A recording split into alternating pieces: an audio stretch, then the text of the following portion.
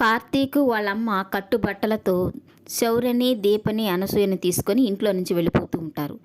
ఇక అక్కడికి వచ్చిన దశరథ్ అయితే కాంచనని, కార్తీక్ని ఇంట్లో నుంచి వెళ్ళొద్దని ఆపుతుంటాడు. ఇక కార్తీక్ అయితే అంతా అయిపోయింది మావయ్య, ఇక చెప్పడానికి ఏమీ లేదని చెప్పి అక్కడి నుంచి వెళ్ళిపోతూ ఉంటారు.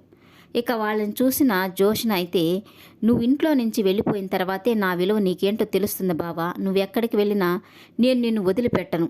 దీపని పెళ్లి చేసుకుని నువ్వు ఎంత కోల్పోయావో నీకు నేను తెలిసొచ్చేలాగా చేస్తాను, నిన్ను అస్సలు వదిలిపెట్టను బాబా అని మనసులో అనుకుంటూ ఉంటుంది.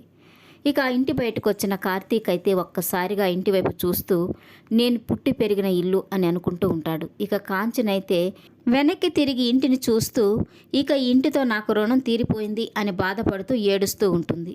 ఇక తన బాధను చూసిన కార్తీక్ అయితే మనం కొన్ని కాదనుకున్నప్పుడు వాటి మీద మమకారం కూడా వదులుకోవాలమ్మా, బాధపడద్దు, వెళ్దాం పద అంటుంటాడు.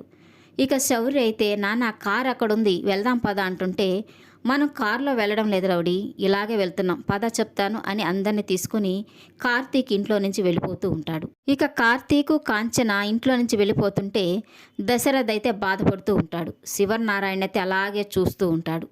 ఇక జోష్న మనసులో అనుకుంటూ ఉంటుంది, శివనారాయణ గారి ఇంటి వారసురాలు అనాథలాగా బట్టల బ్యాగు తీసుకొని మొగుడిని తీసుకొని రోడ్డు మీద వెళ్తుంది.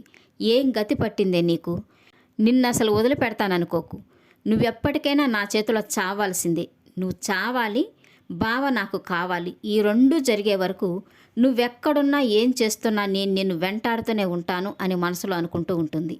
ఈ వీడియో నచ్చినట్లయితే లైక్ చేయండి, సబ్స్క్రైబ్ చేయండి. Thank you for watching.